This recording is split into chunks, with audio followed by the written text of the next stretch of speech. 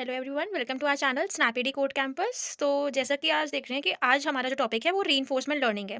इससे पहले हमने मशीन लर्निंग के बारे में देखा था। टाइप्स ऑफ मशीन लर्निंग में हम लोग सुपरवाइज लर्निंग और अनसुपरवाइज लर्निंग दोनों कवर कर चुके हैं। आज हमारा टॉपिक है रीइंफोर्समेंट लर्निंग। तो basically reinforcement learning is a branch of machine learning focused on making decisions through experience. Reinforcement learning बहुत ईजी एंड बहुत बड़ा टॉपिक नहीं है, जस्ट स्मॉल टॉपिक है जिसका बेसिकली यही मतलब है कि जो मशीन है वो अपने एक्सपीरियंस के थ्रू लर्न करता है एंड समझता है एंड डिसीजंस बनाता है। ओके, इसमें कोई ऐसा नहीं है कि हाँ कोई ट्रेनिंग डेटा सेट इसमें ज़्यादा मैटर करता है, ऐसा कुछ भी नहीं है। मशीन है हमारा, वो जैसे जैसे काम करता जाएगा वैसे वैसे उसका एक्सपीरियंस होता जाएगा, उसी के हिसाब से वो आगे भी उसी के बेसिस पे काम करेगा। जैसे एक्सपीरियंस हुआ देन उसने आगे अपना अगला डिसीजन लिया उसके हिसाब से, देन उसको उस चीज़ से कोई एक्सपीरियंस मिला देन उसने अगला डिसीजन लिया, ये होता है।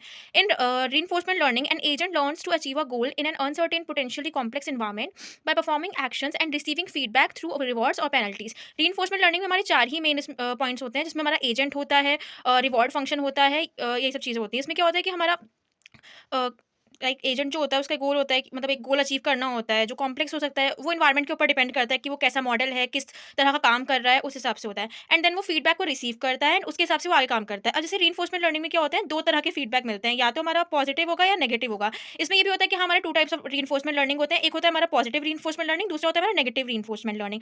पॉजिटिव रीइंफोर्समेंट लर्निंग में यही होता है कि हाँ आपको पॉजिटिव फीडबैक मिला है, आपको रिवॉर्ड्स भी उस तरह के मिलेंगे। नेगेटिव रीइंफोर्समेंट लर्निंग में हमारा क्या होता है कि आपको नेगेटिव रिवॉर्ड्स मिले हैं, इसका मतलब कि जो हमारा काम था एजेंट वो सही से नहीं कर पाया, आगे मॉडल उस तरह से काम नहीं कर पाया, तो उसको नेगेटिव रिवॉर्ड्स मिले हैं। ये मेन यही होता है। अब देखते हैं हमारा रीइंफोर्समेंट लर्निंग वर्क कैसे करता है। रीइंफोर्समेंट लर्निंग बेसिकली हमारा चार एलिमेंट्स के ऊपर बेस्ड होता है: policy, reward function, value function and model of the environment. और इसी के ऊपर पूरा वर्क करता है। अब देखते हैं policy. Strategy used by the agent to determine the next action based on current state. इसमें क्या होता है, एजेंट एक स्ट्रैटेजी यूज करता है अपने नेक्स्ट एक्शन को डिटरमाइन करने के लिए, जैसा उसका करंट स्टेट होता है, जैसा एनवायरमेंट होगा उस हिसाब से अपना नेक्स्ट एक्शन देखेगा। ये हमारा पॉलिसी का मतलब होता है। दूसरा रिवॉर्ड फंक्शन। रिवॉर्ड फंक्शन वही है कि हाँ एजेंट ने जैसा काम करा उसके हिसाब से उसको रिवॉर्ड्स मिलेंगे, चाहे अगर उसने सही डिटरमाइन करा होगा, उसका आउटपुट अच्छा होगा तो उसका मतलब उसे अच्छे रिवॉर्ड्स मिलेंगे, नहीं तो नेगेटिव रिवॉर्ड्स मिलेंगे।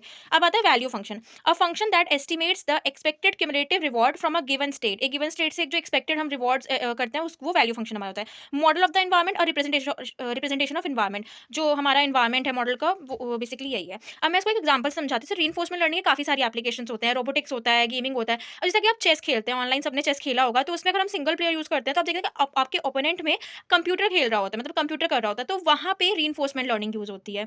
वहाँ पे होता है कि हाँ रीइंफोर्समेंट लर्निंग का वो एक एप्लीकेशन है कि आपने पहला मूव करा, उस मूव को देखते हुए जो है मॉडल आगे मूव कर रहा है, फिर आपने नेक्स्ट मूव लिया, उस मूव को देखते हुए अपने आप से ही दूसरा मूव ले रहा है। यहाँ पे ऐसा कुछ नहीं कि ट्रेनिंग डेटा सेट है कि हाँ उसको यही ट्रेन करा गया है, वो उसी के हिसाब से काम करेगा, ऐसा कुछ भी नहीं है। यहाँ पे वो अपने एक्सपीरियंस से काम कर रहा है, वो आपको देख रहा है, एनालाइज कर रहा है, देन अपना नेक्स्ट मूव रख रहा है। आपको देख रहा है कि आपने कौन सा, उसे थोड़ी ना पता है कि हाँ अगर सामने वाले ने ये मूव लिया उसके बाद वो यही मूव लेगा, नहीं उसको तो ऐसा कुछ भी ऐसा ट्रेन नहीं कराया गया ना। वो तो आपकी मर्जी है, आप कोई भी मूव ले रहे हो एंड उसके अकॉर्डिंग उसको एनालाइज करते हुए वो आगे मूव लेता है। तो ये मेन होता है रीइंफोर्समेंट लर्निंग, वो अपने एक्सपीरियंस के थ्रू अपने आप से आउटपुट दे रहा है, डिसीजन बना रहा है।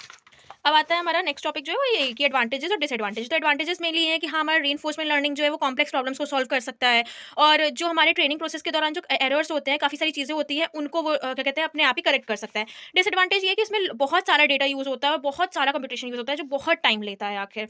और दूसरा ये है कि हमारा जो रीइंफोर्समेंट लर्निंग का मॉडल में कोई दिक्कत हो गई या कुछ भी हो गया तो उसको डीबग करने के लिए और इंटरप्रेट करने के लिए काफ़ी डिफिकल्टीज होती है, मेनली यही है। आगे अब हमारा हमने ये देखा कि हमारा मशीन लर्निंग कवर अप हो चुका है मोस्टली, कि हाँ टाइप्स क्या होते हैं, उन टाइप्स को हम लोग थोड़ा देख भी चुके हैं ब्रीफली। डिटेल में हम लोग हर यूनिट में पढ़ेंगे। आपका यूनिट 4 जो है वो रीइंफोर्समेंट लर्निंग ही है। अब हम लोग अगले लेक्चर में ये देखेंगे कि हमारे जो एप्लीकेशंस है मशीन लर्निंग्स के वो क्या हैं, और आगे मशीन लर्निंग में बहुत सारे ना डेफिनेशंस हैं, आखिर बहुत सारे वर्ड्स हैं जिनका मतलब आपको पता होना चाहिए, जैसे ओवर फिटिंग है, अंडर फिटिंग है, इन सब का मतलब आपको अच्छे से पता होना चाहिए, तो हम उन सब के बारे में देखेंगे। ओके, सो आई होप कि आपको ये लेक्चर अच्छा लगा है एंड जो पुराने भी लेक्चर्स हैं वो भी आपको अच्छे लगे हों। सो तो आज के लिए इतना ही। Thank you so much guys.